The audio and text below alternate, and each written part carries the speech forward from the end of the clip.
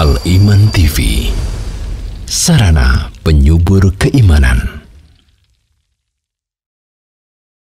Kullu nafsin dha'iqatul maut. Setiap jiwa pasti akan mengalami kematian. Wa innama tuwaffawna ujurakum yaumal qiyamah. Dan sesungguhnya pahala-pahala kalian disempurnakan pada hari kiamat. Faman zuhziha 'anil nar, barang siapa diselamatkan dari neraka, wa udkhilal jannata, dan dimasukkan ke surga, faqad faz, maka dialah orang yang beruntung, yang sukses, yang selamat. Assalamualaikum warahmatullahi wabarakatuh.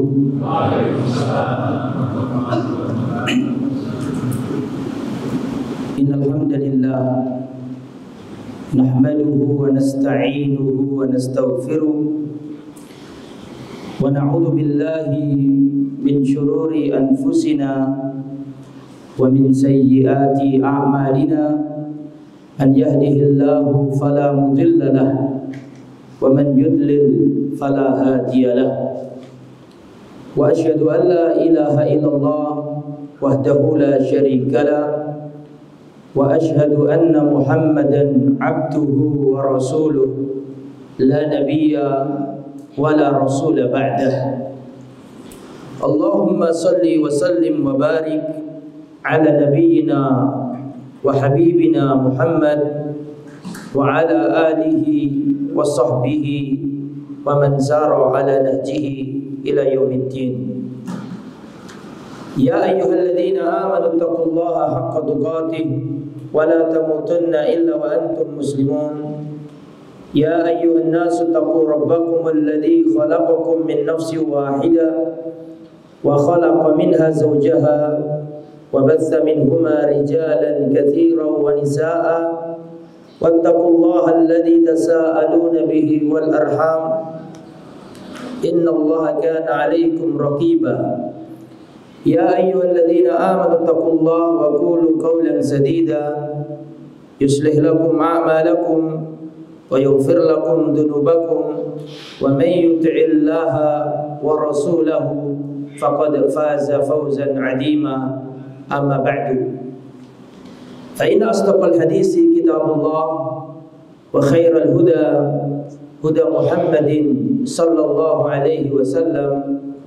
Wa syarrul umuri muhdatsatuha wa kullu muhdatsatin bid'ah wa kullu bid'atin dhalalah wa kullu dhalalatin finnar. Ikhwatal iman rahimani wa rahimakumullah.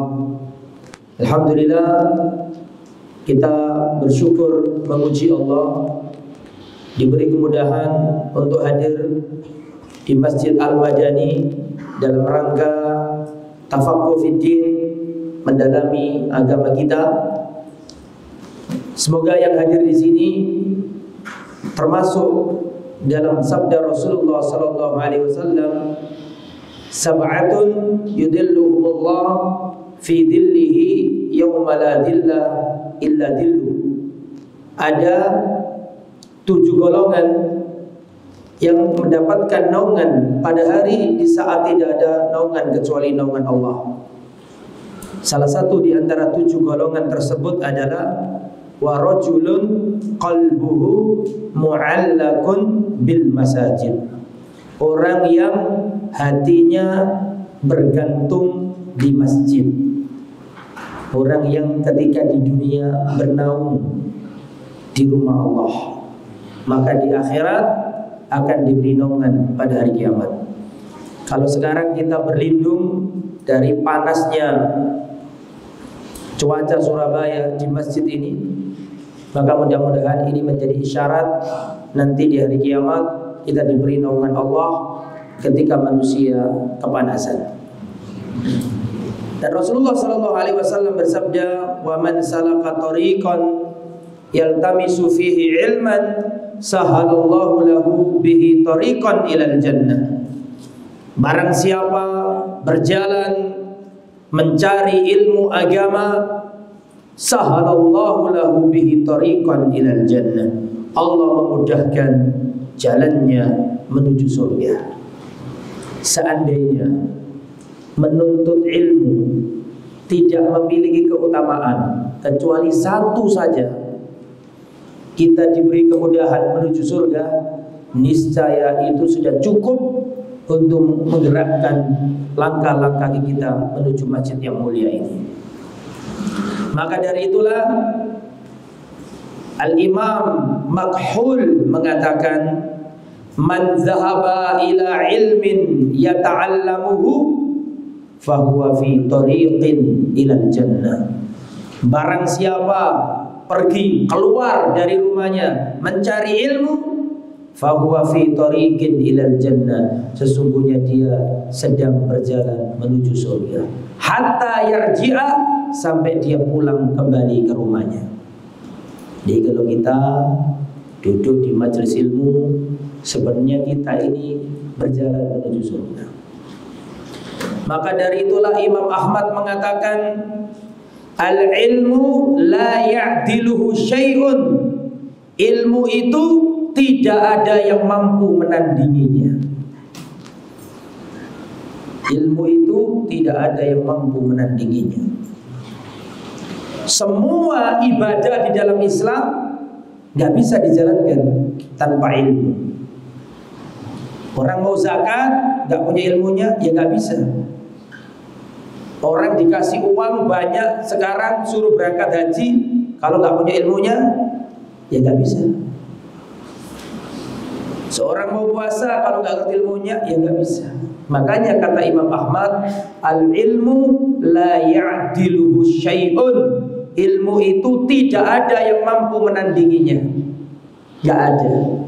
Karena semua ibadah di dalam Islam gak bisa dijalankan tanpa ilmu. Gak bisa.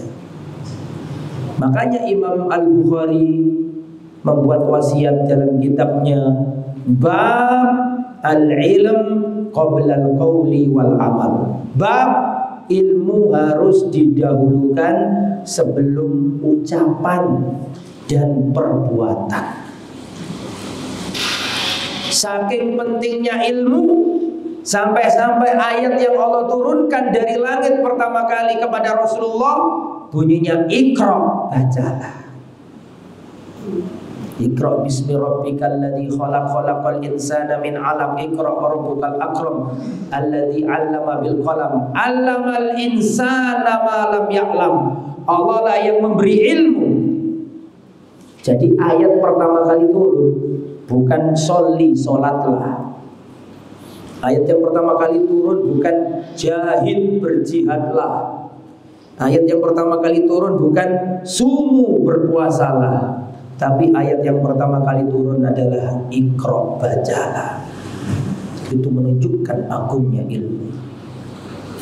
Dan Rasulullah SAW mengatakan, innamad dunya li arba'ati nafarin. Dunia ini hanya untuk 4 tipe manusia. Kira-kira kita ini tipe yang mana? Innamad dunya li arba'ati nafarin. Dunia ini untuk tipe macam manusia. Yang pertama, abdin razaqahullahu malan wa ilman. Seorang hamba yang diberi oleh Allah harta yang banyak dan ilmu yang banyak. Diberi kekayaan dan diberi ilmu. Ini yang pertama. Fahuwa yattaqi fihi rabbahu, dan dia bertakwa kepada Allah dalam menjalankan hartanya, mengeluarkan di jalan Allah.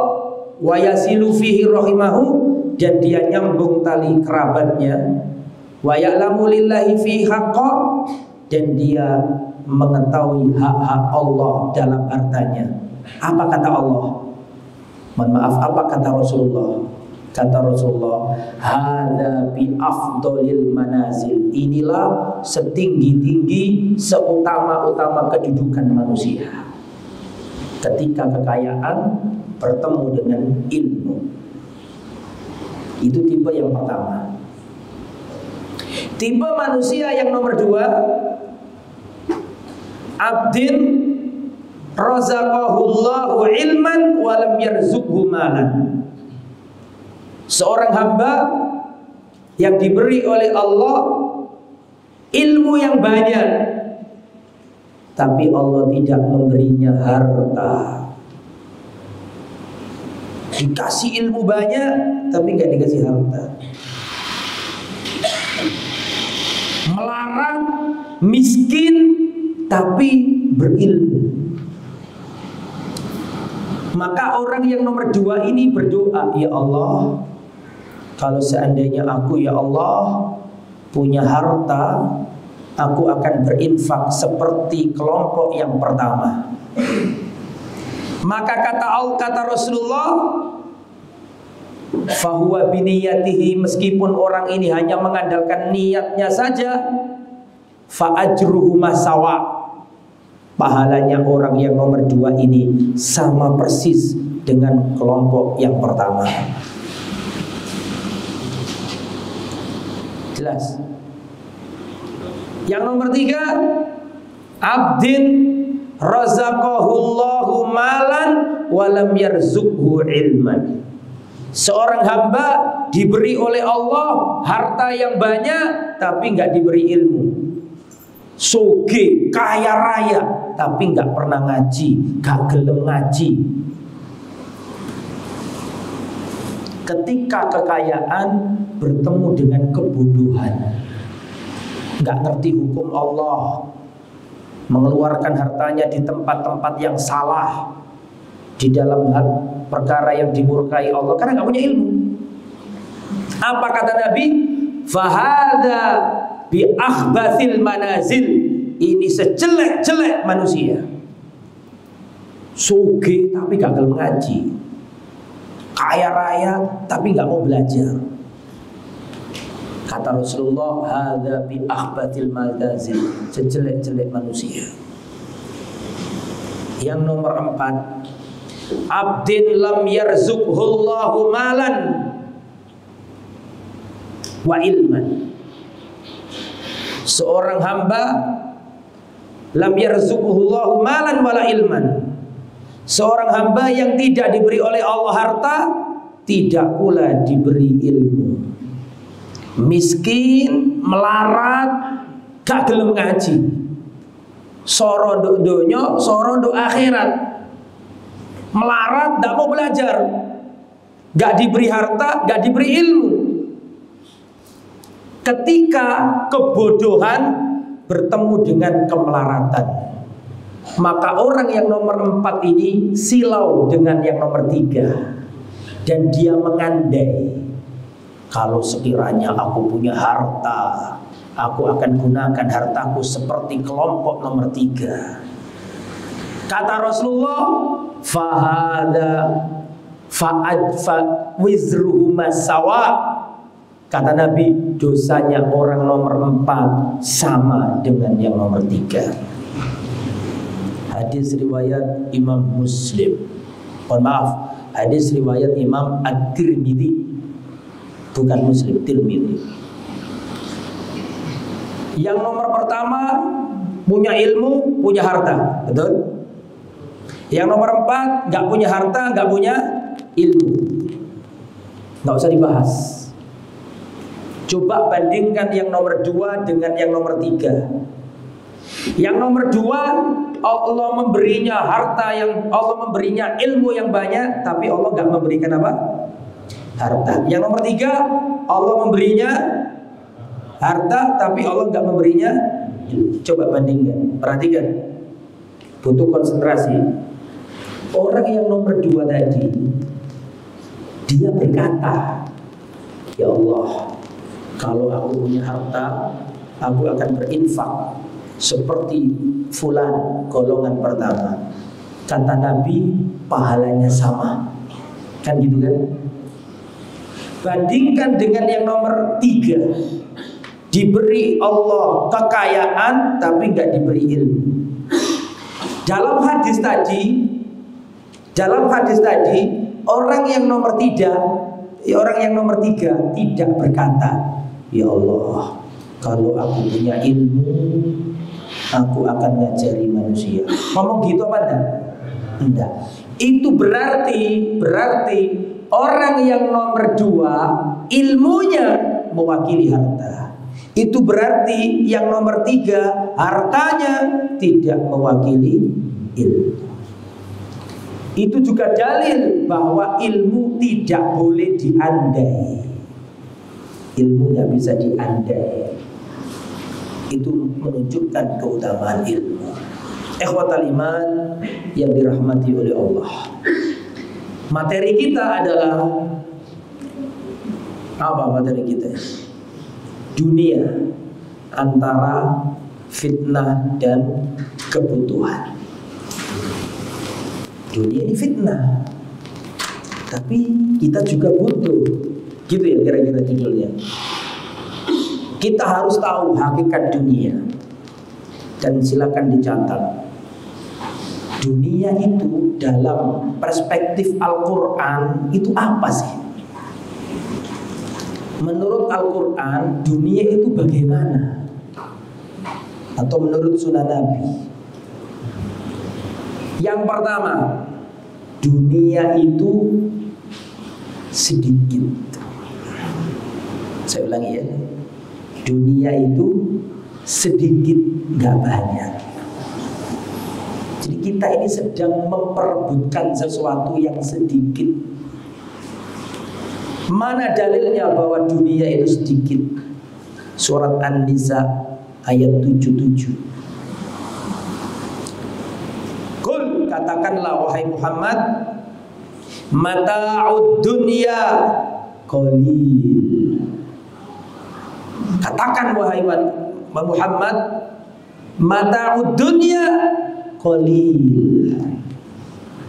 Kesenangan dunia itu cuma sedikit. Wal akhiratu khairu liman ittaqa. Tetapi akhirat itu lebih baik bagi orang yang bertakwa. Jadi menurut Al-Quran, Islam itu qalil. Apa artinya qalil? Sedikit. Jadi kita sejagat raya ini sedang memperebutkan sesuatu yang sedikit. Allah gak menamainya banyak, tapi Allah menamai dunia ini sedikit. Perhatikan dalam hadis riwayat Imam Muslim, mad dunya fil akhirah illa mithla ma yaj'alu ahadukum usbu'ahu fil yammi. Kehidupan dunia ini kalau dibandingkan dengan kehidupan akhirat, seperti salah seorang di antara kalian mencelupkan jarinya ke dalam samudera. Lihat bagaimana Nabi Muhammad SAW memberi perumpamaan tentang sedikitnya dunia ini. Kata Nabi, dunia ini kalau dibandingkan dengan akhirat, seperti salah seorang di antara kalian mencelupkan jarinya ke samudera yang luas. Falyantur bima yarji, maka lihatlah kalau jari itu diangkat, maka otomatis ada air yang ikut nempel di telunjuk. Air yang nempel di telunjuk terus netes, tes, itulah dunia. Sedangkan samudera yang luas adalah kehidupan akhirat. Jadi ini ono ngomong-ngomong ini, kita ini harus seimbang. Ya dunia ya 50%, akhirat 50%. Clear. Itu bukan perbandingan yang diajarkan Nabi. Perbandingan yang diajarkan Nabi itu samudera yang luas dengan air setetes. Kenikmatan dunia sak nyaman-nyamannya, sak nikmat-nikmatnya, itu gak ada apa-apanya dibandingkan dengan akhirat. Jangan sampai kita mencari satu tetes. Satu tetes ini diperebutkan manusia sejagat raya. Kita memperebutkan satu tetes, melupakan apa yang ada di sisi Allah Subhanahu wa ta'ala. Sedikit dunia ini. Makanya para salaf dulu tidak mau berlomba-lomba mencari dunia. Kenapa? Karena para salaf tahu dunia itu sedikit. Lihatlah para sahabat Nabi, kaum Muhajirin disiksa, dilempari batu, dilempari kotoran unta. Bilal bin Rabah diseret di tengah padang pasir musim soif ya, di Arab Saudi. Antum bayangkan panasnya kayak apa. Itu Bilal ditarik di tengah padang pasir, ditimpakan batu besar, dicambuki. Hei Bilal, terus senantiasa kami akan menyiksamu sampai kau murtad dari agamanya Muhammad. Ammar bin Yasir dipukuli, ibunya ditombak di depan matanya, ayahnya dibunuh di depan matanya, terlunta-lunta sahabat, sehingga para sahabat hijrah dari Mekah ke Madinah. Miskin, nggak punya apa-apa. Sahabat tidak punya apa-apa. Mereka ada yang ngemper di masjid, nggak punya rumah. Lahan ada di Mekah ditinggalkan rumah, nggak bawa apa-apa. Datang ke kota Madinah sebagai orang fukara, miskin. Kadang-kadang sahabat Ansor bawa kurma, dibagikan sama sahabat-sahabat Muhajirin. Abu Hurairah itu berhari-hari nggak makan, saking laparnya, saking melaratnya. Ketika hijrah, kondisi udara Madinah beda dengan Makkah. Makkah itu masih mirip Indonesia, meskipun jauh, tapi masih ada miripnya. Tapi kalau Madinah ekstrim. Madinah itu kalau panas, panasnya luar biasa, kalau dingin, dinginnya luar biasa. Hijrah, gak punya tempat bernaung, gak punya makanan yang enak, dia tinggalkan hartanya di kota Mekah. Di saat seperti itu, mereka datang ke Nabi menangis. Para sahabat Muhajirin yang hidupnya ngemper di masjid itu sedih, mereka datang ke Nabi menangis. Tahu gak kira-kira kenapa mereka menangis? Apakah Anda mengira mereka berkata ke Nabi, ya Rasulullah, bagaimana ini, kami lapar, gak ada makanan? Apakah seperti itu? Tidak. Apakah kalian mengira bahwa mereka datang ke Nabi menangis dan mengatakan, ya Rasulullah, bagaimana ini, kami terpisah dengan istri-istri kami, bagaimana ini, kami gak punya tempat tinggal? Apakah Anda mengira para sahabat Muhajirin menangisi itu? Tidak. Tapi kaum Muhajirin nangis datang ke Nabi dan berkata, ya Rasulullah, Dhahaba ahlul dusur bil ujur. Ya Rasulullah, orang-orang kaya itu pergi membawa pahala yang sangat banyak. Sahabat-sahabat kita Ansor, mereka sholat, kita bisa sholat. Mereka puasa, kita bisa puasa. Tetapi ya Rasulullah, mereka bersedekah, tapi kita gak mampu bersedekah. Mereka memerdekakan budak, kita nggak sanggup memerdekakan budak. Dalam kondisi seperti itu, mereka tidak berlomba-lomba dalam urusan dunia. Mereka menangis bukan karena dunia, datang ke Nabi karena merasa kalah sama sahabat Ansor. Maka kata Rasulullah, saya ajari kalian sebuah amalan yang mana nanti pahalanya melampaui orang-orang Ansor. Kalian tidak harus bersedekah pakai harta, tapi bacalah setiap selesai sholat Subhanallah 3 kali, Alhamdulillah 3 kali, Allahu Akbar 3 kali. Bacalah. Seneng sahabat Ansor, sahabat Muhajirin ini, karena merasa akan bisa menyeimbangi sahabat Ansor yang banyak sedekahnya. Maka ketika imam salam, para Muhajirin gak langsung buyar, mengamalkan wasiat Nabi. Baca Subhanallah 3 kali, kemudian Alhamdulillah 3 kali, Allahu Akbar 3 kali, terus ditambah La ilaha illallah wahdahu la syarikalah, genap 100 kali. Terus seneng mereka itu, karena mereka merasa bisa melampaui sahabat Ansor. Terus sahabat Ansor melihat, doi ono opo Muhajirin gak langsung mulai iki. Akhirnya sahabat-sahabat Ansor mendengarkan yang dibaca apa mereka itu. Setelah ngerti, mereka baca subhanallah 3 kali, alhamdulillah 3 kali, Allahu Akbar 3 kali. Ditiru sama sahabat Ansor. Sahabat Ansor habis sholat gak ada yang pulang, baca itu juga. Kaget orang Muhajirin, kok tahu mereka ini? Sedih lagi, datang ke Nabi lagi, ya Rasulullah bagaimana ini? Sahabat-sahabat Ansor kok tahu amalan ini? Akhirnya mereka juga melakukan yang sama dengan kita, ya Rasulullah bagaimana ini? Sedihnya para sahabat itu kalau kalah dalam urusan akhirat. Mereka gak sedih karena dunia. Mereka gak sedih untuk urusan dunia. Kalau seandainya di zaman sahabat ada orang yang menawarkan kompetisi dalam urusan dunia, demi Allah tidak ada yang nyambut kompetisi tersebut. Karena mereka adalah kaum yang orientasi hidupnya adalah akhirat. Ikhwatal iman yang dirahmati oleh Allah Subhanahu wa ta'ala. Makanya Al-Imam Hasan Al-Basri berkata, "Man nafasaka fi dinika fanafishu." Barang siapa seseorang mengajakmu berkompetisi dalam urusan agama, sambutlah kompetisi tersebut. Wa man nafasaka fi dunyaka, tapi kalau mereka ingin berkompetisi denganmu dalam urusan duniamu, fa'alqaha fi nahri, lemparkan dunia itu kepadanya. Karena para sahabat paham bahwa dunia itu sedikit. Pernah suatu ketika Rasulullah Shallallahu Alaihi Wasallam tidur, datanglah Umar.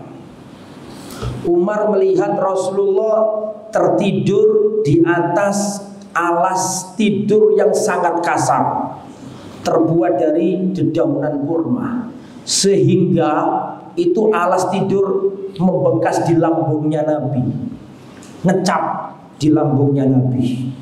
Dilihat sama Umar, Rasulullah tertidur di atas tempat tidur yang kasar itu. Maka akhirnya Umar menangis. Sampai tangisannya Umar itu membangunkan Rasulullah. Kemudian Rasulullah mengatakan, "Ya Umar, ma yubkika ya Umar? Apa yang buatmu menangis wahai Umar?" "Ya Rasulullah,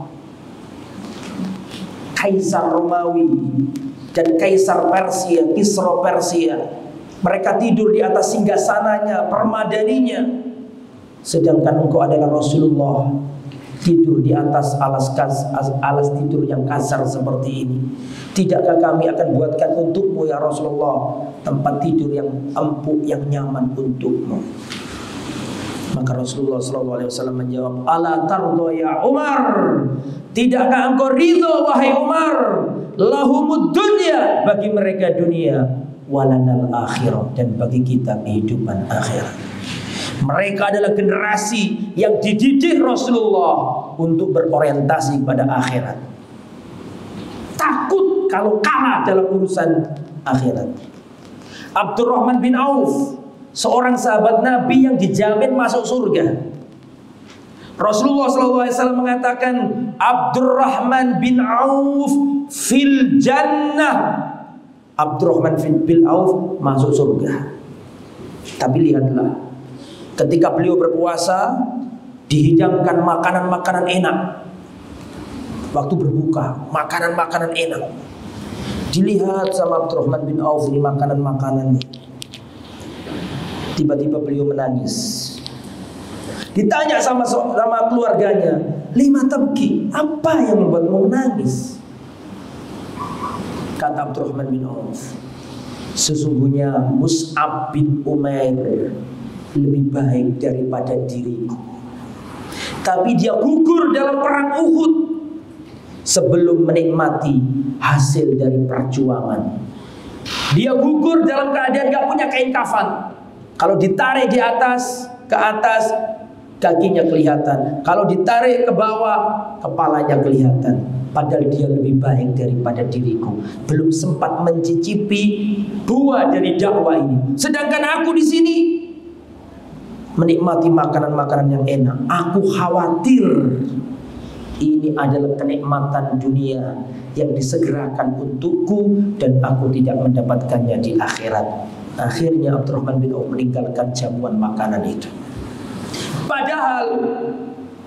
Padahal Abdurrahman bin Auf ini distatementkan oleh Nabi Abu Bakar, Abdurrahman bin Auf fil jannah. Jaminan masuk surga itu tidak menyebabkan perasaan khauf hilang dari hatinya para sahabat. Selalu gelisah, selalu takut kalah dalam urusan akhirat. Itu para sahabat Nabi Muhammad sallallahu alaihi wasallam. Dan di antara dalil lagi yang menguatkan poin yang pertama, apa poin yang pertama? Apa? Dunia itu sedikit. Di antara dalil yang menguatkan itu adalah hadis diriwayatkan Imam Bukhari. Perhatikan, dari Abu Hurairah, sami'tu Rasulullah sallallahu alaihi wasallam yaqul, aku mendengar Rasulullah sallallahu alaihi wasallam bersabda, ja'alallahu rahmata mi'ata juz'in. Allah telah menjadikan rahmat kasih sayang menjadi 100 bagian. Fa'amsaka indahu tis'atan wa tis'ina juz'a. Allah subhanahu wa ta'ala menjadikan rahmat kasih sayang 100 bagian. Kemudian Allah simpan 99 kasih sayang. Allah simpan. Wa anzala fil ardi juz'an wahidan. Kemudian Allah turunkan dari langit 1 bagian. Ada berapa tadi totalnya?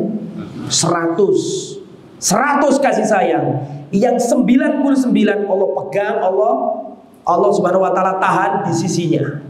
Yang 1 bagian Allah turunkan kasih sayang ke muka bumi ini. Wa min dzalikal juz yatarahamul khalq. Dari 1 bagian rahmat Allah, kasih sayang Allah ini, seluruh umat, seluruh makhluk jagat raya ini berkasih sayang. Sampai-sampai Nabi mengatakan, sampai jika engkau melihat seekor kuda mengangkat kakinya karena khawatir menginjak anaknya, itu bagian dari 1 rahmat yang dibagikan ke alam semesta ini. Jadi orang sugih, hartanya banyak, ya, saling kasih sayang, itu baru 1 tetes dibagi sejagat raya ini. Masih ada berapa yang disimpan Allah? 99. Sampai-sampai engkau melihat ada seekor burung membawa makanan untuk anak-anaknya, itu bagian dari 1 kasih sayang. Jadi dunia ini cuma 1 tetes kasih sayang Allah. Yang 99 masih ditahan untuk hari kiamat nanti. Makanya saya tadi katakan, poin yang pertama, ad-dunya qalil. Dunia itu apa? Sedikit. Coba antum lihat Fir'aun pada zaman itu. Dia memiliki bala tentara, memiliki kerajaan, memiliki keluarga, memiliki teritorial, memiliki tentara, memiliki semuanya.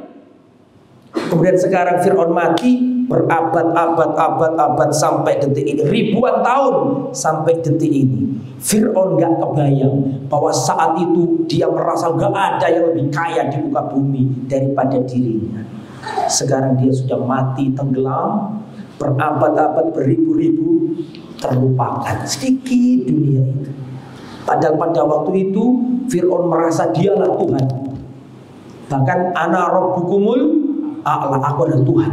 Kecil, ribuan tahun, gak ada apa-apanya Fir'aun.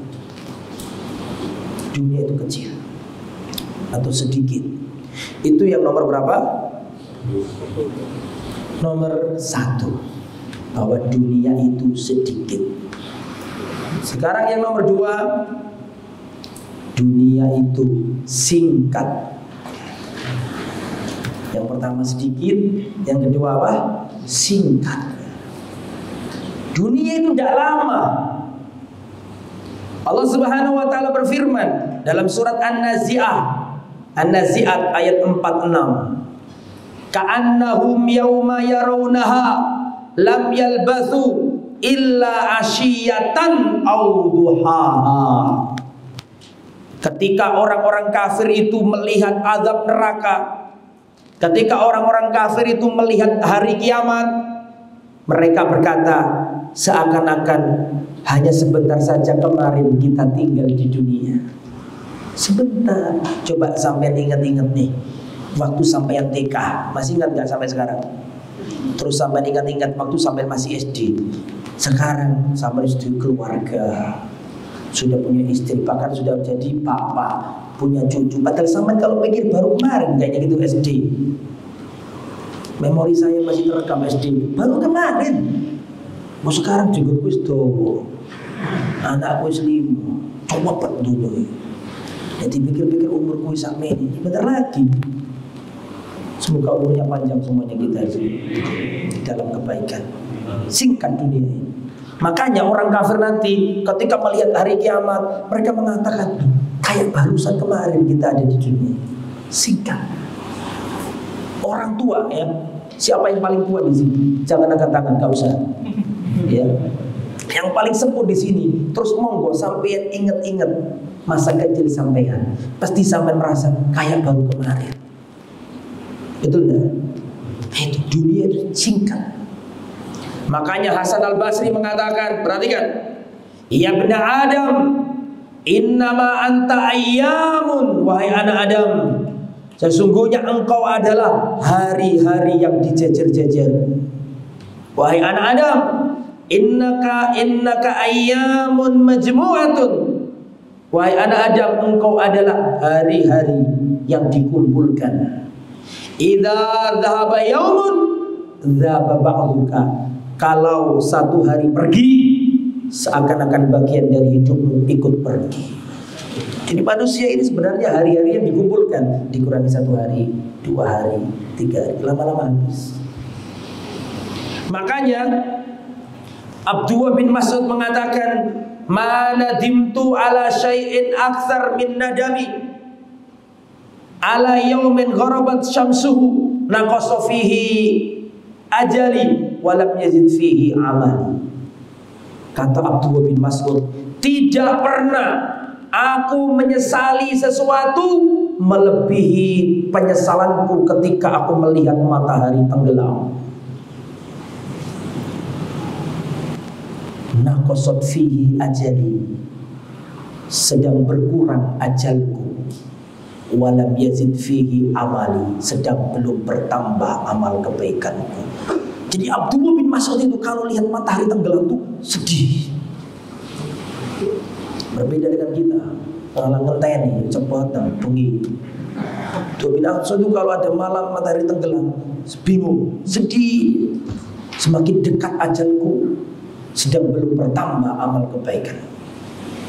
Gitu ya. Jadi itu yang nomor 2. Dunia itu singkat. Yang nomor 3,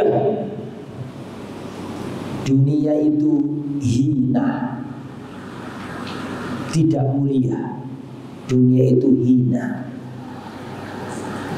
Saya sampaikan sebuah hadis. Perhatikan. Marran Nabi sallallahu alaihi wasallam bisuqi wan nasu anjanibai.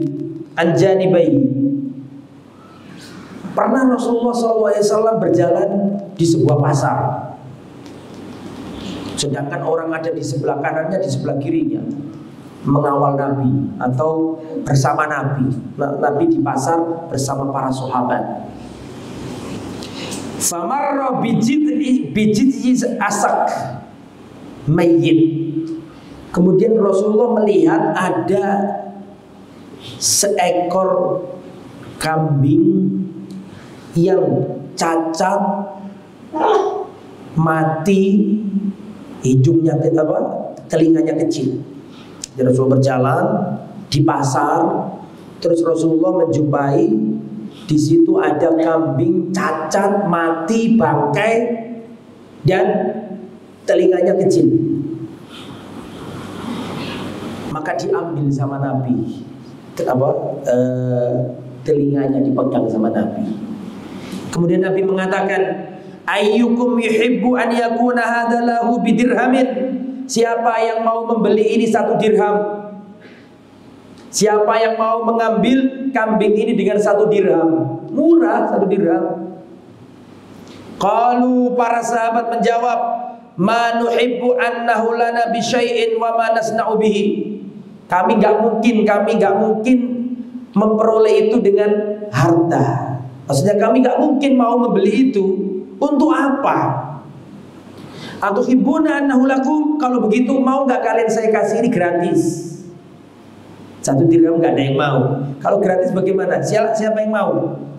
Kata mereka, wallahi law kana hayyan kana aiban. Ya Rasulullah, ini seandainya hidup saja, dia ini cacat, nggak ada yang mau. Apalagi ini bangkai mati. Tak mungkin kita mau ya Rasulullah. Setelah itu Rasulullah mengatakan, wallahi la dunya ahwanu 'ala Allah min hadza 'alaikum. Demi Allah, dunia seisinya ini lebih hina di sisi Allah daripada kambing ini di sisi kalian. Kalau kalian jijik melihat kambing ini, bahkan dikasih gratis kalian gak mau, demi Allah, Allah lebih memandang remeh dunia daripada kalian memandang kambing ini. Jadi dunia ini di mata Allah tidak lebih dari seekor kambing cacat yang sudah menjadi bangkai.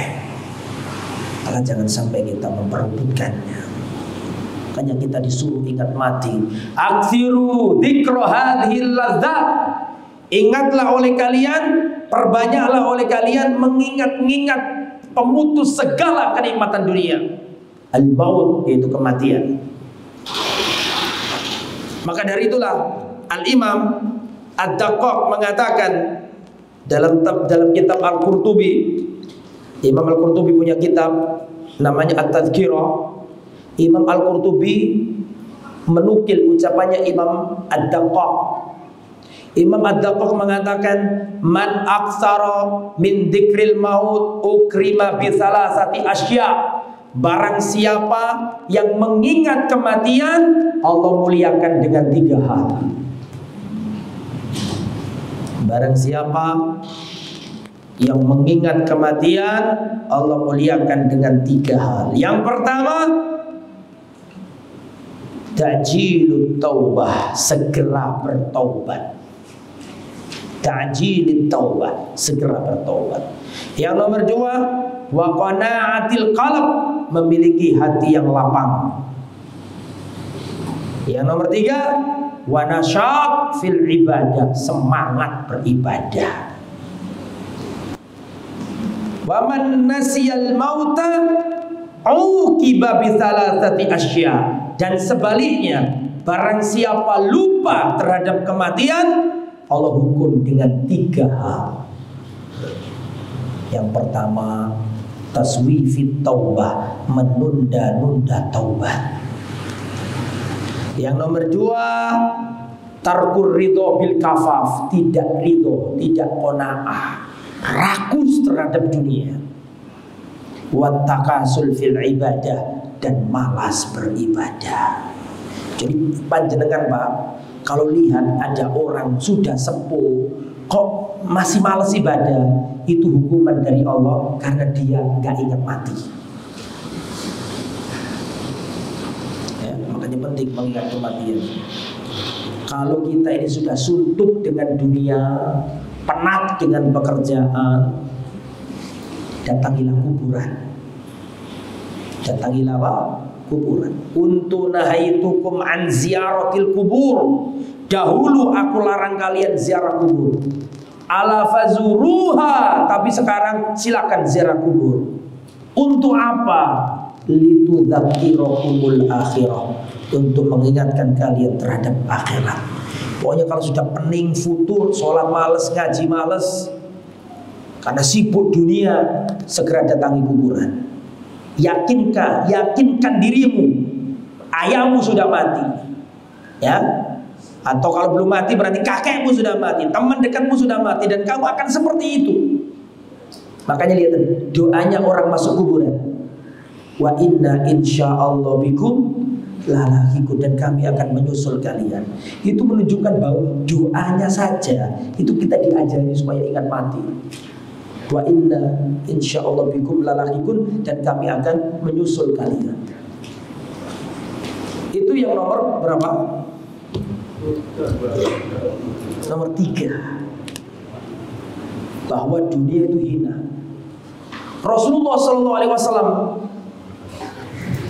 ya pernah, orang kafir Quraisy ini bagaimana caranya menghentikan dakwanya Nabi. Dilempari batu masih kuat, diembargo masih kuat, diintimidasi baik secara fisik maupun secara kejiwaan, terus tetapi tetap Rasulullah kuat dalam dakwanya. Akhirnya mereka menurunkan atau mengubah pola pembendungan dakwah. Apa yang dilakukan mereka? Ada seorang kafir Quraisy namanya Utbah bin Rabi'ah. Utbah bin Rabi'ah ini berkata kepada Abu Jahal dan teman-temannya. Utbah bin Rabi'ah ini kunyanya adalah Abdul Walid, karena punya anak namanya Al-Walid bin Utbah bin Rabi'ah.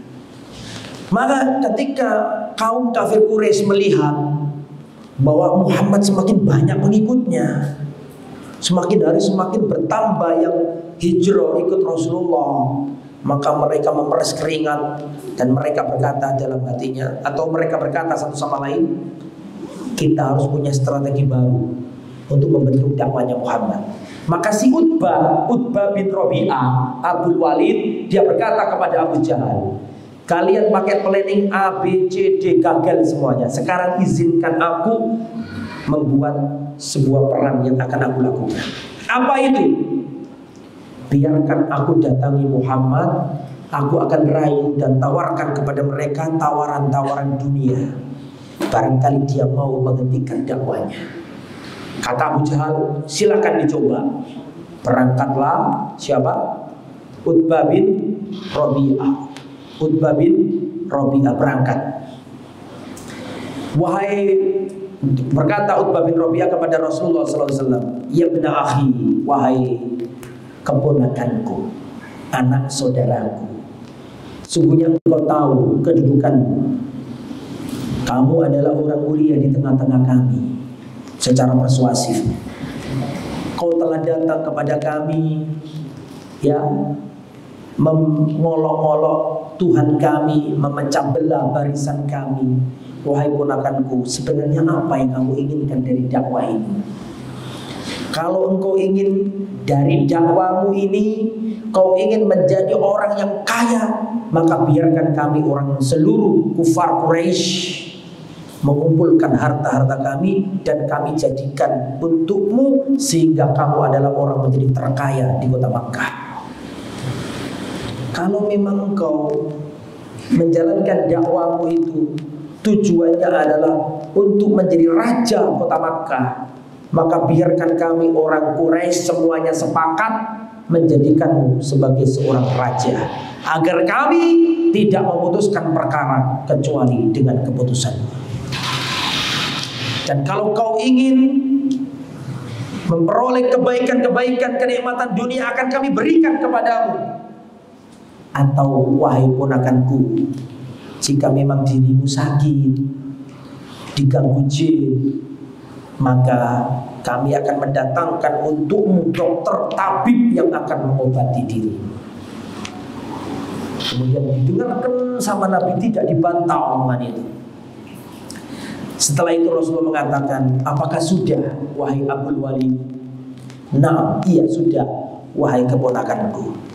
Kemudian Rasulullah SAW membacakan surat dalam Al-Quran, surat Fussilat, Hamim, Tanzilun minar rahmanir rahim. Terus dibaca sama Nabi sampai surat Sajdah, ayat Sajdah, Nabi sujud sampai selesai. Abdul Walid tercengang karena tidak pernah dengarkan ucapan sebagus itu. Wahai Abdul Walid, Utbah bin Rabi'ah, engkau sudah mendengar apa yang aku dengar. Terus pulang. Artinya Rasulullah tidak mau dengan tawaran dunia yang hina itu, tidak mau Rasulullah. Setelah itu Utbah bin Rabi'ah pulang. Sudah ditunggu sama siapa? Abu Jahal dan teman-temannya. Dilihat oleh Abu Jahal dari kejauhan. Maka Abu Jahal berkata ke teman-temannya, lihat Utbah bin Rabi'ah. Wajahnya dia ketika berangkat berbeda dengan wajah ketika pulang. Paham gak maksudnya? Wajahnya beda, mesti aneh orang ini. Ojo-ojo disihir Muhammad. Pulang aneh. Ya Abul Walid, bagaimana tawaran yang kau berikan kepada Muhammad? Apakah disambut? Wallahi, kata dia, aku mendengarkan ucapan yang tidak pernah aku dengar sebelumnya. Wallah, saya melihat, sudah biarkan saja Muhammad ini. Kalau memang dia itu nabi palsu, nanti toh akhirnya dia akan dibunuh oleh bangsa Arab yang lain selain Quraisy. Kita nggak usah sibuk-sibuk ngurusi dia, toh nanti dia akan diperangi oleh bangsa Arab. Biarkan saja. Tapi seandainya dia itu benar-benar nabi, loh, yang untung kan kita juga, karena kita ini Quraisy, Muhammad Quraisy, sama-sama Quraisynya. Sudah biarkan saja dia itu. Marah Abu Jahal, dan Abu Jahal mengatakan, saharoka Muhammad, kamu sudah disihir sama Muhammad. Sudah. Seandainya tujuan dari dakwah adalah kekuasaan, sudah jadi raja. Itu menunjukkan bahwa target dakwah itu bukan kekuasaan. Ada sebagian di antara haroka Islamiyah itu, dakwah itu dikatakan berhasil kalau sudah jadi pemimpin. Selama belum jadi pemimpin, berarti kita ini masih harus semangat lagi. Karena menganggap keberhasilan dakwah dengan apa? Jadi pemimpin. Berarti lebih tidak. Seandainya ukuran keberhasilan dakwah jadi pemimpin, sudah jadi tapi itu gak mau. Makanya Rasulullah SAW, perhatikan, ketika ngirim surat ke raja-raja dunia, Rasulullah ngirim surat ke raja Romawi, Rasulullah ngirim surat ke raja Persia, Rasulullah ngirim surat ke raja Muqawqis Mesir. Rasulullah mengatakan, Assalamu ala man ittaba'al huda, semoga keselamatan bagi orang yang mengikuti jalan petunjuk. Aslim taslam, masuk Islamlah, kamu selamat dan seluruh kerajaanmu tetap menjadi milik. Itu dalil bahwa tujuan dari dakwah adalah bukan menjadi pemimpin, tapi tujuan dari dakwah adalah mengajak manusia menyembah hanya kepada Allah Subhanahu wa ta'ala. Nah, itulah yang diajarkan sejarah kepada kita. Itu ya, itu nomor berapa? Nomor 3, dunia itu hina. Yang nomor 4, dunia itu menipu dan memperdaya. Dunia itu menipu dan memperdaya. Seperti yang Allah firmankan, Allah Subhanahu wa ta'ala berfirman dalam surat Ali Imran 185, kullu nafsin dha'iqatul maut, setiap jiwa pasti akan mengalami kematian. Wa innama tuwaffawna ujurakum yaumal qiyamah, dan sesungguhnya pahala-pahala kalian disempurnakan pada hari kiamat. Faman zuhziha 'anil nar, barang siapa diselamatkan dari neraka, wa udkhilal jannata, dan dimasukkan ke surga, faqad faz, maka dialah orang yang beruntung, yang sukses, yang selamat. Wa mal hayatud dunya illa mata'ul ghurur, dan tidaklah kehidupan dunia kecuali kesenangan yang menipu, memukau, memperdaya. Dunia. Hanya hati-hati. Dunia itu tidak selamanya ada di tangan kita. Kalaupun kita tidak meninggalkan dunia, dunia yang akan meninggalkan kita. Makanya kita harus tahu bahwa dunia itu menipu. Barang siapa mengejarnya, dia akan terjatuh. Barang siapa mempersengketakannya, pasti akan terjadi perhara dan bencana. maka hendaklah kita jangan tertipu oleh dunia. Makanya Rasulullah SAW mengatakan, menurut Allah Subhanahu wa taala dalam Al-Qur'an, anak, istri, harta itu macamnya ada 3. Harta, anak, istri, kekayaan kita itu macamnya ada 3. Yang pertama, anak, istri, harta kita itu bisa menjadi musuh. Menjadi apa? Musuh. Ya ayyuhalladzina amanu inna min azwajikum ya ayyuhalladzina amanu inna min azwajikum wa auladikum aduwwan lakum. Wahai orang-orang yang beriman, sesungguhnya di antara istrimu dan anak-anakmu bisa menjadi musuh. Hati-hati. Anak istri itu bisa menjadi musuh. Makanya hati-hati, menipu dunia ini. Istrimu yang kamu cintai di dunia kamu sayangi, minta apa kamu turuti. Apakah di akhirat pasti dia akan mencintaimu? Oh, belum tentu. Al-akhillau yawma idzin ba'dhum li ba'din aduwwun illal muttaqin. Orang yang saling cinta kasih di dunia, nanti di akhirat saling mencelah, bermusuhan. Istrimu kemana-mana sama dirimu, tidak pernah selingkuh, tidak pernah tukaran, tidak pernah sengketa, selalu damai. Tapi apakah menjamin di akhirat nanti istrimu akan mencintai? Belum tentu. Ada ayatnya kok. Orang yang saling mencintai di dunia, nanti di akhirat saling mencela. Ketika ditanya oleh Allah, kenapa kamu gak pakai jilbab? Ya Allah, suamiku gak pernah ngajari aku. Haulai adalluna, suamiku yang telah menyesatkan aku ya Allah, gak pernah ngajari aku ya Allah. Fatihim adzaban dhifa, berikan adab yang berlipat ganda kepadanya ya Allah. Syuf, perhatikan, di dunia kita sayangi, minta apa kita turuti, di akhirat mencela kita. Anak juga demikian, sampai sayangi, sampai cintai, kemana-mana gak pernah bisa. Anak yang ini minta apa Anda turuti.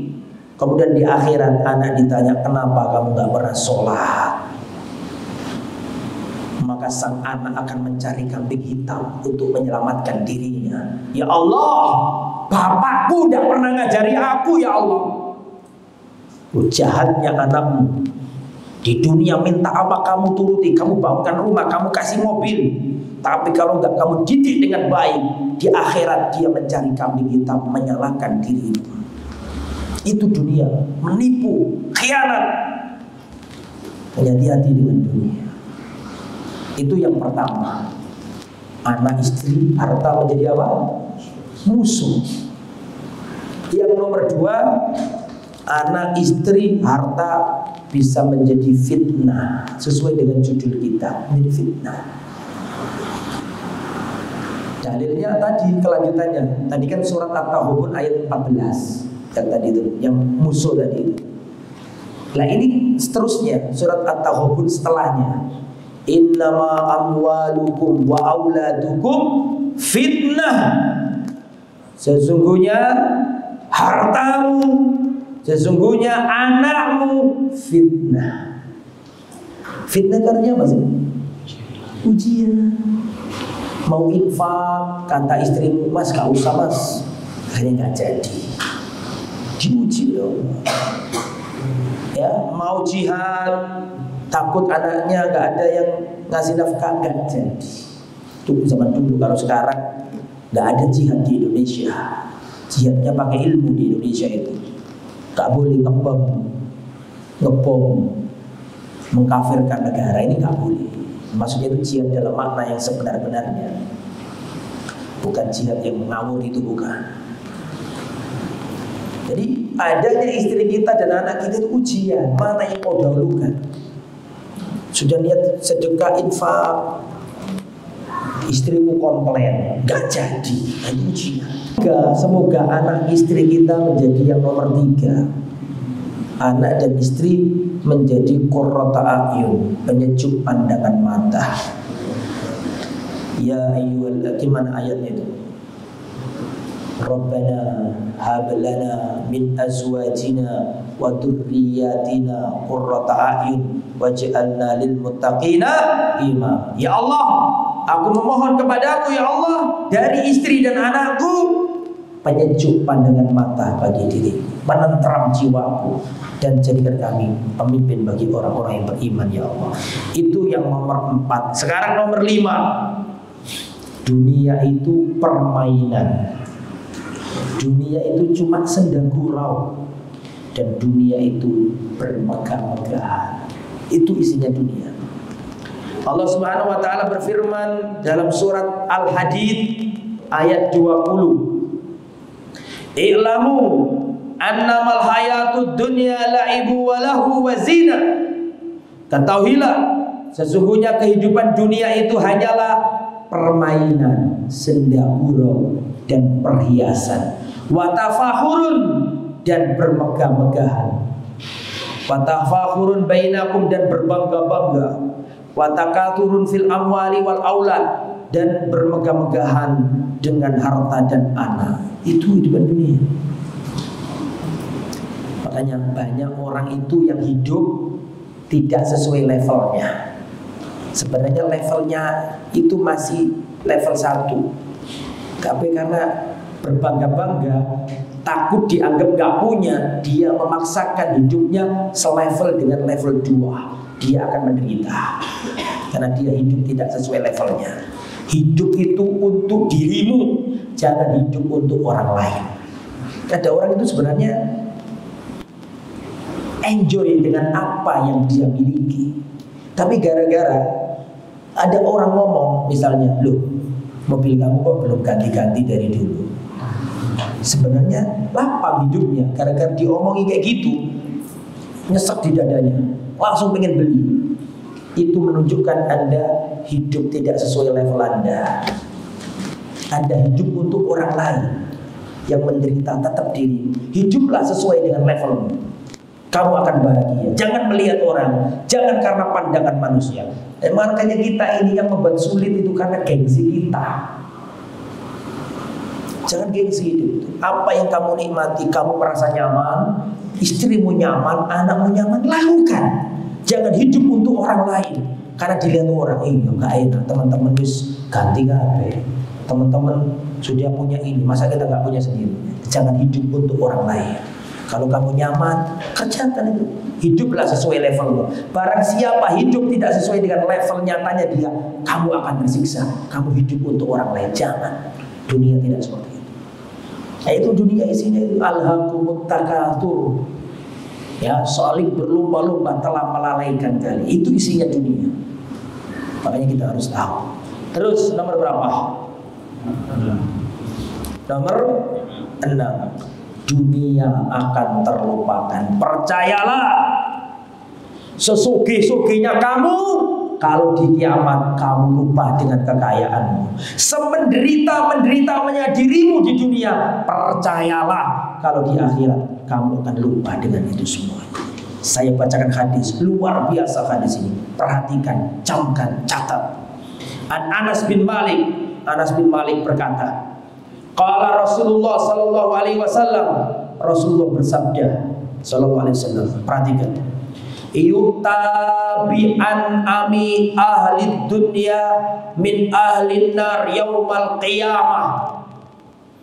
Nanti pada hari kiamat didatangkan orang yang paling bahagia hidupnya di dunia, yang paling nyaman, paling nikmat, paling penuh dengan kekayaan di dunia, tapi dia masuk neraka. Dia dicelupkan kepada neraka dengan satu celupan. Bukan dimasukkan selama-lamanya, bukan, baru dicelupin. Ini orang di dunia hidupnya paling enak, paling nyaman, paling bahagia, tapi dia masuk neraka.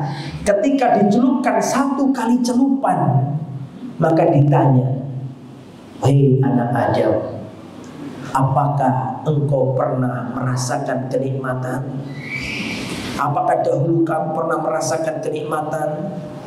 Maka dia mengatakan, ya la ya Rabbi, tidak ada kenikmatan tidak ada kenikmatan yang ada pada diri. Dia lupa dengan kemewahannya tadi. Maka orang yang luar biasa hidupnya dalam kenikmatan, kalau dicelupkan satu kali celupan ke neraka, terus ditanya, apakah kamu pernah bahagia sebelumnya? Tidak pernah, lupa. Sebaliknya, akan didatangkan pada hari kiamat orang yang paling sengsara hidupnya di dunia. Orang yang paling sengsara, menderita, miskin. Terus Allah masukkan dia ke surga dengan satu kali celupan. Terus ditanya, apakah kau dulu pernah menderita? Tidak pernah ya Allah, tidak pernah. Lupa. Dunia akan terlupakan. Sing paling sugih kalau hari kiamat lupa dengan kekayaannya. Sing paling sengsara, paling menderita kalau di akhirat lupa dengan kesengsaraan. Dunia akan dilupakan. Itu yang nomor berapa? 6. Riwayat Imam Muslim. Nomor 7. Dunia ini yang dikhawatirkan Nabi menimpa umatnya. Perhatikan, Rasulullah mengatakan, "Fawallahi mal faqru akhsha alaikum." Demi Allah, yang aku takutkan menimpa kalian bukan kefakiran. Jadi Nabi itu enggak menakutkan dari diri kita atau tidak memprihatinkan dari diri kita itu kefakiran kita, enggak. Ya, wallahi mal faqr akhsha alaikum. Demi Allah, bukan kefakiran yang aku takutkan menimpa kalian, walakinni akhsha an tubsatat dunya alaikum. Tapi yang paling aku khawatirkan adalah dunia yang dibentangkan untuk kalian. Kenikmatan dunia, justru itu yang aku takutkan menimpa kalian. Karena sesungguhnya Bani Israel dahulu berlomba-lomba mendapatkan dunia, maka Allah binasakan mereka. Jadi yang ditakutkan Nabi itu menimpa umat ini bukan kefakiran. Justru yang dikhawatirkan Nabi ini akan dibentangkan dunia kepada umat Islam sehingga mereka lupa kepada Allah. Bukhari Muslim. Yang nomor 8, ad-dunya sijnun. Dunia adalah penjara. Dalam riwayat Imam Muslim, Rasulullah bersabda, ad-dunya sijnul mu'min wa jannatul kafir. Dunia itu penjara bagi orang yang beriman dan surga bagi orang kafir. Dunia ini penjara bagi orang beriman. Mau begini dilarang, gak boleh sama Allah, maka nurut. Mau bisnis ada riba, maka berhenti. Nurut. Penjara bagi orang yang beriman dan surga bagi orang kafir. Nomor 9, dunia itu terlaknat. Tapi ada 3 hal untuk menebus kita dari laknat. Jadi yang nomor 9, dunia itu terlaknat. Tetapi Nabi ngasih solusi. Ada 3 hal untuk membebaskan kita dari laknat itu. Rasulullah mengatakan, ad-dunya mal'unatun mal'unun ma fiha. Dunia itu terlaknat dan terlaknat pula isinya. Kecuali 3 hal. Kalau kita nggak punya 3 hal ini, kita kena laknat. Pegang 3 hal ini agar tidak terlaknat. Yang pertama, zikrullah wa mawalah. Mengingat Allah, zikir dan apa yang mendukungnya. Yang nomor 2, aliman, orang yang berilmu. Nomor 3, muta'alliman, orang yang mencari ilmu. Kalau hidup kita ini tidak ada 3 ini, terlaknat. Makanya hari-hari kita harus ada 3 ini. Perhatikan, 1, zikir. 2, belajar. 3, mengajar. Antum kesini belajar yang disampaikan ke anaknya. Kalau nggak gitu, kita kena laknat. Ad-dunya mal'unatun mal'unun ma fiha. Dunia ini terlaknat pula isinya, semuanya terlaknat. Kecuali 3 untuk melepaskan kita dari laknat ini. Zikir kepada Allah. baca zikir pagi dan petang. Sebelum tidur baca qul huwallahu, qul a'udzu birabbil falaq, qul a'udzu birabbin nas 3 kali. Ketika pagi membaca doa, ketika sore baca doa. Tujuannya untuk membebaskan dari laknat. Dua, belajar. Yang ketiga, mengajar. Jangan sampai hilang 3 hal ini dari hidup kita. Mengajar itu nggak harus ngajar di depan, nggak harus di kelas. Ngajar ke anak kita, istri kita itu juga mengajar. Karena dunia ini fitnah, seperti dalam judul kita, maka ada cara. Bagaimana caranya menghadapi fitnah itu? 1. Tadi kan saya sebutkan ada berapa tadi? 9 ya. Sifat-sifat dunia. Yang pertama apa tadi? Katakan 1 orang. Untuk ngetes antum ini ngantuk apa gak ngantuk? Silakan Pak. Masya Allah. Dunia sedikit. Yang kedua, dunia itu singkat. Ya. Nomor 3, dunia itu hina. Yang nomor 4, dunia itu menipu. Yang nomor 5, dunia itu permainan dan senda gurau. Nomor 6, dunia akan terlupakan. Yang kaya akan lupa, yang melarat pun akan lupa. Terus yang nomor 7, dunia ini yang dikhawatirkan Nabi. Ya. Terus nomor 8, dunia ini penjara bagi orang beriman dan surga bagi orang kafir. Orang kafir Pak, dari melek matanya sampai tidur gak ada aturan, mau sakar pedih, gak ada halal, gak ada haram, gak ada riba, gak ada toharo, gak ada istinja, seenaknya sendiri. Makanya surga. Islam mau pipis cebok dulu, betul dah? Islam mau makan baca bismillah dulu. Islam mau jima baca doa dulu. Islam mau kerja kalau riba jangan. Banyak aturan, penjara. Orang kafir nggak ada aturan, nggak pakai riba, nggak pakai sekuabe boleh. Nah terus yang terakhir, dunia terlaknat. Dan ada 3 cara untuk membebaskan laknat. Apa itu? Zikir, terus berilmu dan mencari. Lengkap tulisannya, masya Allah. Jazakallah. Nah sekarang cara menghadapi fitnah dunia. 1, berlindung kepada Allah. Wabil khusus setelah tasyahud. Nah, siapa yang hafal doa tasyahud berlindung dari fitnah kehidupan? Ya, angkat tangan. Monggo, silakan Mas. Yang keras.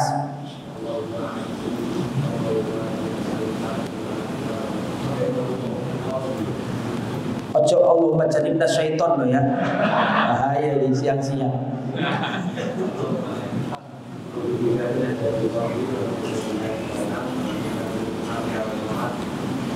Syarri fitnatil masya Allah. Itu saya baca itu. Allahumma inni a'udzubika min adzabil qabri wa min fitnatil. Allahumma inni a'udzubika min adzabi jahannam wa min adzabil qabri wa min fitnatil mahya wal mamat. Dan aku berlindung kepada fitnah hidup. Fitnah hidup, harta, jabatan. Berlindung supaya aman dari fitnah. Yang nomor 2, cara menghadapi fitnah dunia adalah menuntut ilmu. Orang kalau nggak menuntut ilmu, nggak ngerti hal haram, nggak ngerti dunia ini menipu, nggak ngerti. Makanya dengan menuntut ilmu kita akan selamat dari fitnah dunia. Menuntut ilmu. Ya, nomor 3, untuk menghadapi gelombang fitnah dunia ini, yang nomor 3, bertemanlah dengan orang-orang soleh. Bertemanlah dengan orang-orang yang soleh. Siapa orang soleh itu? Orang soleh adalah dia orang soleh. Gak harus profesor doktor, gak harus doktor, gak harus ustaz, gak harus kiai. Terus orang soleh itu siapa Ustaz? Orang soleh adalah orang soleh, orang baik. Soleh itu bahasa Arab, artinya bahasa Indonesia orang baik. Tawadu, sholat tepat waktu, bakti kepada orang tua, membantu orang yang susah, tidak menyakiti orang, itu orang soleh. Meskipun gak LC, meskipun dia itu penjual tempe bosok di pasar, itu orang soleh. Temani dia, bergaulah dengannya. Ada seorang sahabat Nabi yang kalau dia nggak hadir, nggak ada yang tanya. Ada seorang sahabat Nabi kalau terlambat, nggak ada yang mencari. Artinya apa ya? Ketelesuk, tidak terhitung, kesingsal, gak dianggap. Jenenge sapa? Julaibi. Suatu saat Nabi tanya, Aina Julaibi? Mana Julaibi? Ini kok gak kelihatan? Lu kaget para sahabat. Lu ya Rasulullah, kok panjenengan nyari Julaibi? Oh kita jaga pikiran Julaibi. Rasulullah cinta sama Julaibi. Meskipun para sahabat menganggap siapa Julaibi? Miskin, gak ganteng bisa. Saya sebenarnya pengen ngomong jelek tapi gak tega. Gak berani ya serius. Bukan tampan, miskin, tidak kaya, tidak tampan, dan belum punya istri. Maka Nabi cinta sama orang ini, meskipun gak punya titel apa-apa, tidak Abu Bakar, bukan Khalid bin Walid, bukan Abdurrahman bin Auf, Julaibi. Orang aja gak nyari Julaibi. Kalau gak hadir gak ada yang nyari, kalau ketinggalan gak ada yang tanya. Wujuduhu keadaan adanya seperti nggak ada. Jelas ya. Tapi ditanya Nabi, loh mana Julaibi ini kok nggak kelihatan? Kaget para sahabat, kok sampai nyari Julaibi? Ketika ketemu, Rasulullah berkata, ya Julaibi, ala tatazawwaj. Wahai Julaibi, kenapa kamu nggak menikah? Kenapa kamu nggak menikah? Ya Rasulullah, laki-laki mana? Aku Ustaz Musabbah. Belum selesai. Sampai mana tadi? Ana tatazawwaj ya Julaibi. Hei Julaibi, tidakkah kau menikah? Ya Rasulullah, laki-laki mana yang mau menikahkan putrinya dengan aku? Yesus, aku sudah curiga, paling dibangga. Ya Rasulullah, laki-laki mana yang menikahkan putrinya sama aku? Sedih Rasulullah, kepikiran Rasulullah itu. Iya, gimana caranya supaya Julaibi ini punya istri? Akhirnya subhanallah, Rasulullah sendiri yang datang ke rumah sahabat Ansor, mengetuk pintu rumahnya, tok tok tok, dibuka sama orang Ansor. Sopannya luar biasa. Ya Rasulullah, monggo minara tafadhol ya Rasulullah. Rasulullah itu gak mungkin bertamu ke rumah orang, pasti orang baik, karena gak mungkin Rasulullah pergi ke tempat jelek. Senang, bangga, luar biasa. Silakan ya Rasul, ya Rasul. Seandainya panjenengan butuh sesuatu, cukup suruh orang aku yang datang ya Rasul. Saking terharunya ditamui Rasul, sopannya luar biasa. Terus ngomong, aku kesini ini ingin melamar putrimu. Tambah seneng, ya tambah seneng. Mau ditamui saja sudah senangnya luar biasa, apalagi dilamar putrinya. Perhatikan. Itu kalau dilamar jadi istri Nabi, artinya kalau setiap orang baca sholawat, kenapa pahala terus itu? Allahumma sholli ala Muhammad wa ala ali Muhammad. Ya Allah, berikanlah sholawatmu kepada Muhammad dan keluarganya Muhammad. Berarti kan putrinya kena terus itu. Kalau ada orang baca sholawat dapat kiriman doa terus. Senang, bangga. Kata Rasul, bukan untuk aku. Loh, kan disinter ya Rasul. Julaibi. Julaibi ya Rasulullah. Tidak ya Rasul, tidak. Ibunya perempuan itu nggak mau, gimana Julaibib? Pokok ja'a fulan wa fulan. Sebelumnya ya Rasulullah telah datang fulan, saudagar kaya raya, pengusaha sukses, saya tolak semuanya demi kemuliaan putriku Julaibib ya Rasulullah. Sedih Rasulullah pulang. Rasulullah pulang sedih. Saking sayangnya Rasul sama Julaibib sampai Nabi sendiri yang mencarikan. Nah kebetulan itu putrinya orang ini itu solihah luar biasa. Didengar percakapannya Nabi sama orang tuanya tadi. Maka putrinya ini ngomong sama bapaknya ketika Rasul sudah tidak ada. Ya abadi, wahai ayahanda, nikahkan aku sama Julaibib. Demi Allah tidak mungkin Rasulullah memilihkan untukku sesuatu yang salah. Wah, nikah. Ini hari yang paling bahagia yang dialami oleh Julaibib semenjak dilahirkan ibunya. Bahkan bermimpi pun gak berani punya istri secantik itu, sebangsawan itu. Oh, hari yang paling bahagia. Julaibib masuk ke rumah yang dia tidak membayangkan di dalam rumah itu ada seorang wanita yang cantik seperti itu. Senang hatinya Julaibib luar biasa. Malam pertama Julaibib masuk kamar. Ternyata ada seruan jihad fisabilillah. Allahu Akbar. Maka dia Julaibib meninggalkan istri tercintanya sebelum menyentuhnya. Tinggalkan karena ada seruan jihad itu. Perangkat jihad selesai perang. Banyak para sahabat yang gugur. Maka Rasulullah SAW bertanya kepada sahabat, wahai para sahabatku, siapa saja yang gugur dalam peperangan ini?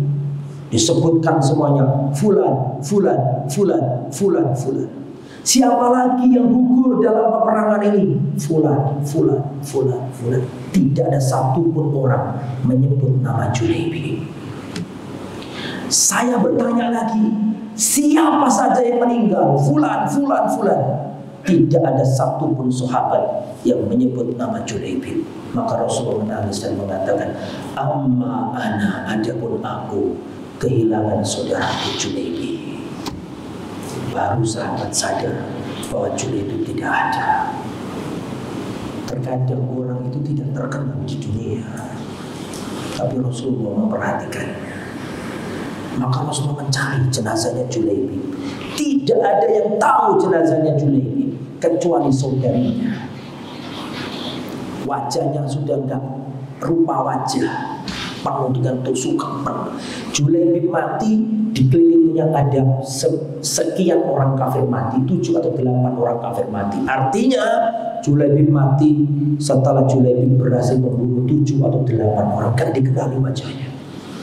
Dilihat sama Rasulullah bahwa saudarinya mengatakan ini Julaibib. Rasulullah menangis, tidak kuat Rasulullah menangis. Setelah itu Rasulullah melihat ke atas dan Rasulullah tersenyum.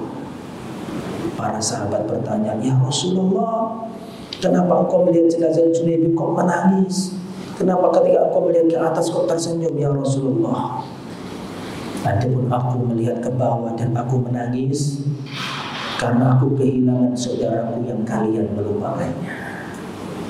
Adapun aku melihat ke atas karena aku melihat Julaibib dijemput para bidadari dari surga. Jadi orang itu, orang soleh itu nggak mesti terkenal ya jemaah. Bertemanlah sama orang baik. Makanya di awal sudah saya katakan, di antara cara menghadapi gelombang fitnah, berteman sama orang baik. Dan orang baik adalah, orang soleh adalah orang baik. Gak mesti ada titelnya, gak mesti kaya raya. Kalau Anda menjumpai ada orang sholat tepat waktu, ngomongnya baik, bantu orang yang susah, gak pernah nyakiti orang, ilzam, pegang orang itu, kemana-mana dekati orang itu. Demi Allah, nanti pada hari kiamat, ketika penghuni surga masuk surga, yang pertama kali ditanyakan kepada Allah bukan, ya Allah, mana istanaku? Bukan begitu. Ya Allah, mana bidadariku? Bukan. Tapi ketika orang soleh masuk surga, yang pertama kali ditanyakan adalah, ya Rabbi, aina ashabi? Ya Allah, mana teman-temanku dulu? Mana teman-temanku dulu ya Rabbi? Kanu yusalluna ma'ana dulu sholat bareng aku. Wa yasumuna ma'ana dulu puasa bareng aku. Wa yahujjuna ma'ana dulu haji bersama aku. Mana ya Allah? Kata Allah, keluarkan dari neraka setiap orang yang kamu kenali, yang di dalam dirinya masih ada sebiji darah keimanan. Bertemanlah sama orang-orang baik. Ya, itu cara untuk menghadapi gelombang fitnah akhir zaman. Kemudian berlomba-lombalah dalam kebaikan. Wasari'u ila maghfiratin mir rabbikum. Surat Ali Imran ayat 133. Berlombalah dalam kebaikan. Berlakulah seperti para sahabat Nabi. Mereka sedih kalau kalah dalam urusan akhirat, bukan karena urusan dunia. Para sahabat itu sedih kalau temannya lebih maju dalam urusan akhirat. Abu Bakar selalu menang daripada Umar, selalu menang dari Umar, sehingga Umar sedih. Dan Umar bertekad, hari ini aku harus menang dan gak boleh Abu Bakar menang. Maka Umar bin Khattab datang ke Rasulullah membawa separuh hartanya. Hartanya dibagi dua, separuh untuk keluarga, separuh dibawa ke Rasulullah. Ditanya oleh Rasulullah, wama abqaita li ahlika ya Umar, apa yang kau sisakan untuk keluargamu wahai Umar? Dijawab sama Umar, semisalnya ya Rasulullah, masih ada lagi semisalnya. Perhatikan, separuh-separuh itu kan. Senang Umar, insya Allah ini Abu Bakar gak pernah. Tiba-tiba Abu Bakar datang membawa seluruh hartanya. Ditanya sama Nabi, wa ma abqaita li ahlika ya Abu Bakar, kau sisakan apa yang kau sisakan untuk keluargamu wahai Abu Bakar? Dijawab sama Abu Bakar, abqaitu li ahli Allah wa rasulah, aku tinggalkan untuk keluargaku Allah dan Rasulnya. Itulah para sahabat berlomba-lomba dalam kebaikan. Nah terus begini, tapi kita juga butuh dunia gitu kan ya. Fitnah, antara fitnah dan kebutuhan. Berarti kita butuh dunia enggak? Butuh. Ente gak bisa ke akhirat kalau gak punya dunia. Karena dunia itu mazra'atul akhirah. Dunia itu tempat menanam, yang mana panennya di akhirat. Ente gak bisa panen kalau gak punya ladang. Berarti dunia itu penting gak? Dijawab, tolong jawab. Penting. Orang gak bisa panen kalau gak punya lahan. Punya lahan, punya tanaman, baru bisa panen. Berarti kita tuh jangan meremehkan dunia. Ad-dunya matjalus sholihin. Dunia adalah pasarnya orang-orang soleh. Mereka beribadah, mereka sholat, tetapi jangan sampai melebihi batasnya. Rasulullah SAW mengatakan, perhatikan, seandainya ukurannya Nabi ini kita terapkan kepada diri kita, maka banyak kita yang belum bisa mengamalkannya. Perhatikan, Rasulullah bersabda, man asbaha minkum aminan fi sirbihi, barang siapa di antara kalian memasuki waktu pagi hari dalam keadaan aman pada dirinya, mu'afan fi jasadihi, sehat jasmaninya, wa indahu qutu yaumihi, dan dia memiliki makanan untuk harinya, faka'annama khizat lahud dunya, seakan-akan dia sudah mendapatkan dunia dan seisinya.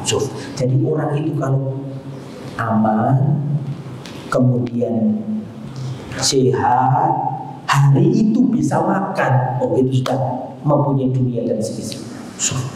Itu sederhana menurut Rasul. Kita nggak bisa mengamalkan ini. Lagian juga Rasulullah berdoa yang panjenengan nggak akan mau berdoa dengan doanya Nabi itu. Allahumma ahyini miskinan wa amitni miskinan wa khshurni ma'a zubratil masakin. Di antara doanya Nabi adalah, ya Allah, aku sebagai orang miskin, ya Allah, kumpulkan aku di akhirat bersama orang-orang miskin. Amalkan itu. Berani enggak? Rasulullah ngapalannya? Jadi Rasulullah itu Pak, perhatikan, kita memang butuh dari dunia, kita nggak bisa menghilangkan dunia, tapi ingat ada batasnya. Rasulullah pernah sholat, setelah selesai sholat, salam, Assalamualaikum warahmatullahi, Assalamualaikum warahmatullahi, langsung berdiri pulang. Para sahabat heran-heran, kenapa Rasulullah seperti ini? Gak seperti biasanya. Biasanya Rasulullah setelah sholat menghadap ke arah jamaah, dzikir atau menyampaikan mau itu. Ini salam langsung berdiri pulang. Ada apa ya? Setelah Rasulullah balik, ditanya sama sahabat, ada apa ya Rasulullah? Kok setelah sholat langsung pergi? Kata Rasulullah, aku dalam sholatku tadi terganggu karena di rumahku ada lempengan emas yang belum aku bagikan. Rasulullah itu kalau sholat mikir memberi. Kalau kita kan sholat mikir bagaimana caranya dapat duit. Rasul kalau sholat mikir memberi. Saya ceritakan coba kisah yang luar biasa. Umar bin Khattab waktu jadi khalifah itu melihat ada sahabat-sahabat dilihat sama Umar. Kalau dapat harta banyak, Umar memanggil budaknya. Umar mengambil budaknya. Hei budak, tak sini. Bawalah 400 dinar ini, taruh di kantong, ikat, dan bawalah ke Abu Ubaidah ibn Jarrah 400 dinar. 1 dinar itu 4,25 gram emas murni. Kalau 400 berarti kan 400 kali 4,25 gram. Betul ya? Hasilnya berapa? Berapa? 400 kali 4,25 gram emas murni berapa? 1.700. Aku sudah hitung tadi. 1.700 gram. Betul ya? Sekarang 1 gramnya berapa? 700 lebih gram emas murni ya. Anggaplah kita bulatkan 700. Berarti 700.000 kali 1.700. Betul ya? Ya nurut toh, bener gitu. Berarti 1.700 kali 700.000. Hasilnya ketemu 1 miliar 190 juta. 1 M lebih 190 juta. Uang sedikit apa banyak itu? Banyak. Dinar emas asli ditaruh di kantong, diikat. Wahai budakku, tolong bawa ini ke Abu Ubaidah ibn Jarrah, sahabat yang dijamin masuk surga. Bawa. Kalau kamu sudah memberikan kepadanya, kamu jangan pulang dulu. Lihat dari kejauhan apa yang dilakukan Abu Ubaidah ibn Jarrah. Maka berangkatlah budak ini menemui Abu Ubaidah ibn Jarrah. Ketika ketemu, maka dia menyampaikan pesannya khalifah. Wahai Abu Ubaidah ibn Jarrah, pesan khalifah, harta 400 dinar untukmu, untuk keperluan hidupmu, terimalah.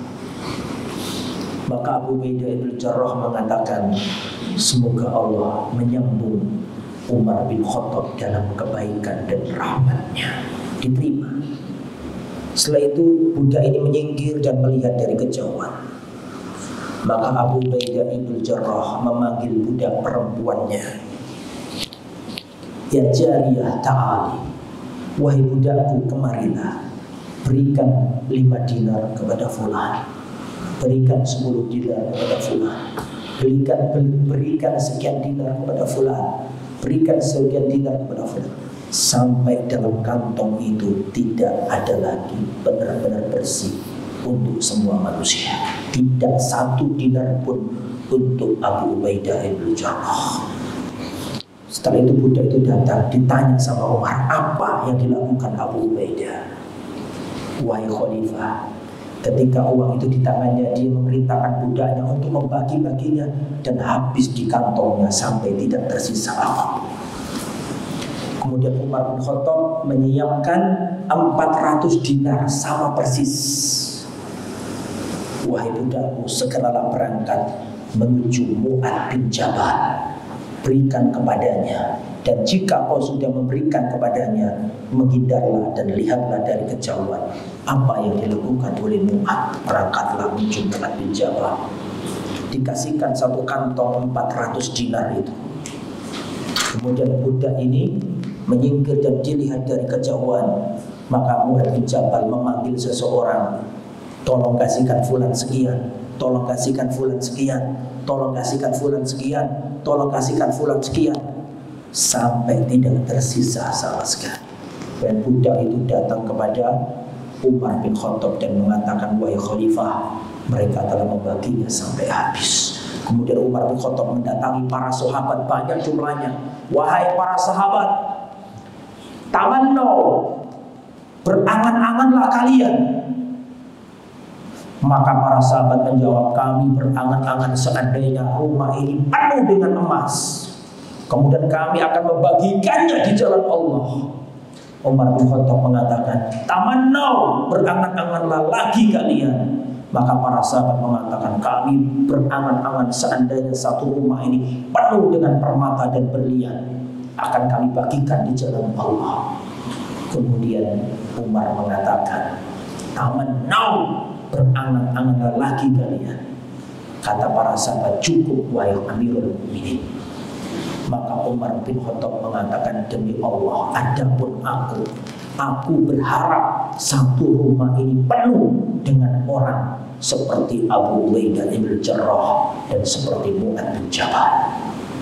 Para sahabat tidak menyimpan dunia dalam hatinya, tidak ada. Semuanya untuk akhirat. Tidak tersisa di rumah mereka. Datang seorang pengemis membawa 2 anak yatim, perempuan, pengemis wanita, mengetuk pintunya Aisyah. Dibuka sama Aisyah, dia minta makan. Aku belum makan, anakku belum makan, anakku satunya belum makan, aku juga belum makan. Barangkali kamu punya makanan. Maka Aisyah melihat makanannya tidak ada sama sekali kecuali 3 butir kurma. Maka Aisyah memberikan kurma kepada sang ibu, kemudian 3-tiganya dikasih, 1 dikasihkan ke anaknya perempuan, 1 dikasihkan ke anak perempuannya lagi, 1 untuk dirinya. Saking laparnya, anaknya langsung makan. Si ibu mau makan, anaknya 2 mengatakan mau lagi. Akhirnya sang ibu belum makan, dia cuil kurma ini jadi 2, dikasihkan anaknya. Ibu ini belum makan sama sekali. Terus pergi, datang Rasulullah, diceritakan sama Aisyah kepada Rasulullah, tadi ada orang miskin yang punya apa-apa, saya nggak punya apa-apa kecuali 3 kurma saya berikan kepada mereka, 1 untuk dirinya, 1 untuk anaknya, 1 untuk anaknya makan sampai habis. Sang ibu mau makan gak jadi karena diminta oleh anaknya. Rasulullah mengatakan, imra'atun nisa'un rahimatun, wanita-wanita yang penyayang, Allah pastikan mereka masuk surga. Di ibu-ibu, kamu sayangi anak yang ikhlas. Wallahi, seandainya merawat keluarga suami dan merawat anak itu tidak berpahala, celakalah kaum wanita. Seandainya mengurus rumah tangga suami dan seandainya mengurus anak itu bukan pahala, celakalah kaum wanita. Paham kamu saya? Kenyataannya itu adalah pahala yang luar biasa. Ada seorang ibu yang mencapai derajat di surga yang tidak dicapai oleh seorang yang sholat malam. Banggalah menjadi ibu, mendidik anakmu menjadi ratu dalam rumah tangga. Menjadilah istri yang ada di tengah-tengah keluarga, bukan yang keluyuran kemana-mana. Ya, itulah yang harus kita lakukan. Ya, jadi dunia kita butuhkan, tapi ada batasnya. Kalau kita lihat para salaf dahulu, para sahabat dahulu, kita jauh dari mereka dalam melihat dunia. Mereka menjadikan dunia sebagai jembatan untuk akhirat. Karena gak mungkin kita hidup di atas jembatan. Karena kita ingin mencapai pulau impian. Pulau impian itu akhirat. Dan Dunia ini adalah sampan atau perahu. Gak mungkin kita selamanya di perahu. Ada gelombang, ada badai. Jangan berlama-lama. Jangan selalu merasa kau harus di kapal. Ada saatnya kau akan menuju, dan kapal bukan tempat. Tempat kita adalah di akhirat. Hendaklah kita berorientasi untuk akhirat kita. Itu yang bisa disampaikan. Mohon maaf atas segala kekurangan dan kekhilafan. Semoga bermanfaat. Subhanallahumma bihamdika, asyhadu an la ilaha illa anta, astaghfiruka wa atubu ilaik. Assalamualaikum warahmatullahi wabarakatuh.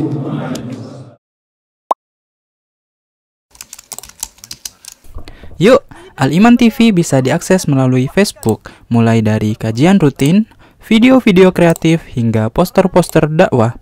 Like dan ikuti fanpage kami hanya di Al-Iman TV Official.